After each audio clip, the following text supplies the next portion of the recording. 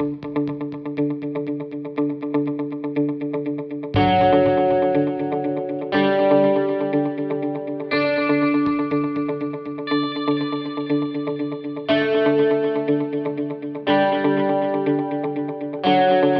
Road, dito lang yan sa Petrol mga boss.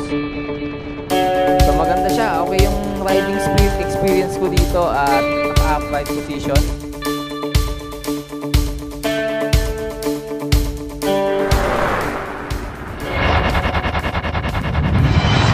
Boss Motovlog.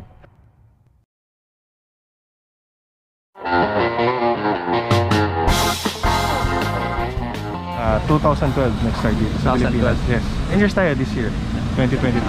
Ang target market natin dito sa Royal Enfield, yung mga mahilig sa classic bike. Mga chill ride, yung groups ng mga classic bikes. Available lagi yung parts natin. Dito sa dealership natin sa Bacoor, may available tayo. As well as sa mga other dealerships, sa QC, ganyan. Meron din.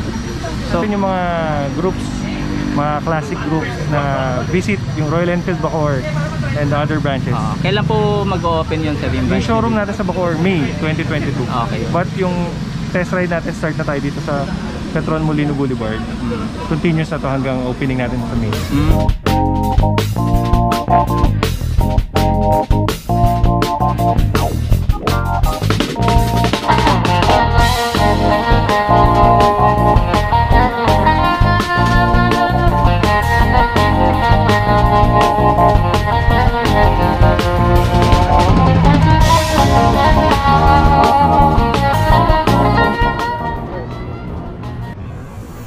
Siyempre, hindi pwede na hindi natin i-test drive, no? So, napili ko agad na i-test drive itong Himalayan ng Royal Enfield. So, samahan nyo ako. Para sa 5'5" in height, uubra kaya tayo rito, mga boss, no? Siyempre, malalaman natin yan. Tara. So, dito ay kinakapaka ko pa kung paano ko sa sasakyan. Kasi medyo matangkad ang backseat nito kaya hindi ko agad masakyan, ano? So ginawa ko, sinastand ko na lang muna at saka ko po siya sinakyan.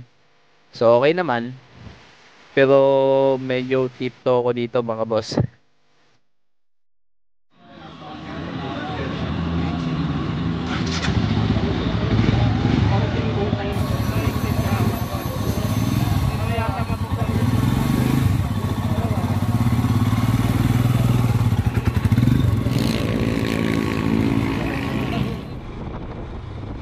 Kamusta po mga boss? Ngayon, nakasakay ngayon tayo dito sa Himalayan Royal Enfield. At kung ikaw ay kagaya ko na sanay sa mga magagaang na bike, scooter lang, at bigla kang magsiswitch sa ganitong kabigat na sasakyan, medyo maninibago ka, no? Pero sa umpisa lang naman yon, it's a matter of familiarization lang naman sa motor. At siguro mga 2 weeks, 3 weeks, magagamay mo na to. At gaya ko, sanay ako sa mga magagaang lang na bike at scooter lang. Ngayon, first impression ride dito sa Himalayan, okay na okay siya, no? Tingin ko madali ko lang ito mapapamiliarize. Pero syempre, conforme pa rin sa inyo, conforme pa rin po sa inyong riding skills, no? So yan, tayo muna tayo, no? Okay na okay to. Mataas to, kumbaga sa pwedeng siyang pang touring. Pang touring talaga yung disenyo ng motor na to. So yun nga, gaya ng sabi ko po kanina, conforme pa rin po sa kakayahan nyo bilang rider. Hindi naman porket gusto natin yung motor, pwede na. Kumbaga, depende pa rin po sa riding skill ng isang rider. At kagaya natin ng mga baguhan lang, kailangan talaga ng practice, no? Maiba yung practice at kung sa tingin mo kaya mo, so go! Kayang-kaya natin yan. Ang Himalayan po pala mga boss, ito yung kauna-unahang adventure bike ng Royal Enfield. So pagka maghahanap kayo ng mga pang long ride, so okay na okay yung ganitong motor, ano? Talagang mapa-on and off-road, pwede siya. Tapos yung ganitong motor mga boss, may tatlong variant po ito. Meron niyang base variant, tapos yung isa middle variant, tapos yung premium. 325,000 po ang premium model ng Royal Enfield Himalayan. Tapos ano to mga boss, 400cc na.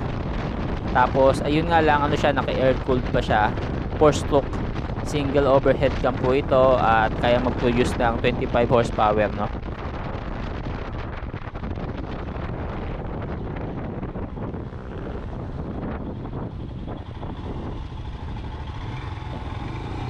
Uy, teka lang. Medyo nangapa ako dun, nawala yung gear indicator. So ayun. So yun, salamat sa Royal Enfield Bacoor, at may dagdag ko rin mga boss, magbubukas na ng branch itong Royal Enfield. Dito yan sa may Molino. Kaya pinapa-test drive nila po ang kanilang mga unit ngayon. At bisitahin nyo sila dito sa Molino Road. Dito lang yan sa Petron mga boss. So maganda siya, okay yung riding experience ko dito, at naka-upright position, hindi ka mangangalay. At tingin ko yung mga ganito talagang klaseng bike, talagang pang malayuan ng takbuhan nito, no? Tapos naka ABS na to, alam ko naka ABS na itong variant na to. So okay na rin, saka fuel injected na pala to mga boss, kasi yung unang labas ng Himalayan is carburetor type pa. So ito fuel injected na. So okay na okay. Siguro i-test ride natin yung isa naman sa susunod na video. So siguro next video na yung isang motor dito na parang bulletproof yung datingan din So siguro next video na lang natin i-upload yun. So medyo naninibago talaga ako mga boss, kasi unang-una nabigatan ako. Siyempre sanay tayo sa magagaang no. So yun, ingat tayo lahat mga boss. God bless.